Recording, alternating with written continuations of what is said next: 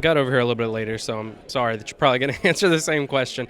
But what was the stress level like for you going in before the Kurt announcement and then now? And, I mean, you still got to fight. Yeah, I mean, the stress level to me wasn't really high, even right after Glenn. You can't stress yourself out about that stuff. You just got to understand that what job you have to do going into Daytona, and there's no stress on our side because we're after the Glen, we were in. It's be more stressful for the guys who have to win or who are on the outside looking in, and so my attitude didn't change at all. The only thing that changed was you hope that Kurt gets better. You never want to see any of your, we're competitors and we try to beat each other every week, but you never want to see anybody get hurt. And I know he's been going to Pittsburgh to see Dr. Collins, which is, will help my dad and Dale Jr. out. Hopefully Kurt gets better. That's really the only thing that went through my mind when I heard that. So coming down to this checker flag tomorrow night, do you push Truex if he's in front of you, or do you choose, if there's another driver that hasn't won a race, do you try to push them because of the competition threat going into the playoffs, somebody who might not be a factor versus someone who knows how to win a championship? I think it's all situational.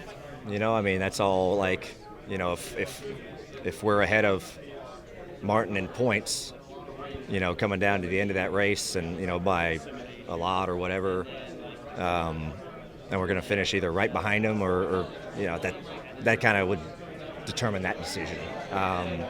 If we're close on points, and it's only like a couple spots, yeah, you might go push the 19, so that just is something that you have to deal with. You see where you're at, start of the third stage, and then you understand what you have to do, and then you see what spot you're at the end of the race. Hopefully you make it, to the end of the race. That's just the thing. You try to make it to the end of these things just to give you a chance, and I'll make that decision if it ever comes.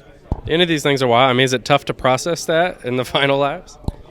Yeah, I mean, you're getting so much information, and you're trying to react to things, in tenths of a second, thousandths of a second. And you don't have a lot of time to kind of sit back and think about stuff. It's a lot of reactionary things that you have to do, and the timing here is so important. If your spotter tells you something and you think on it for a moment, you've missed out. You've missed out on your opportunity to get in the lane. You have to really be trustworthy of your spotter and do things like come natural to you at these racetracks. So, you just never know how the end of these things are going to play out. I mean, that's just the unpredictable thing. You just try to put yourself in a spot coming down to the end of these things to position yourself up front and try to be, whether it's you're on offense or defense, you always try to just find yourself towards the front half of the field and just hope you're still running and not on a flatbed and sitting in the trailer. So, yeah. I don't know if you saw this or not, but I think for the first time, I know there's been pictures of it and stuff, but Ryan actually posted, Newman posted his car from Daytona, and you were obviously had a front row seat to that. But he put it on social media and talked about how that's his trophy because it was the best, worst day of his life, to quote him. Have y'all talked about that, or did you see that, or have you ever gone by and looked at the car? I have not seen the car in person. I've seen pictures of it. I saw he did that, posted on social media, and no, he and I haven't talked about that.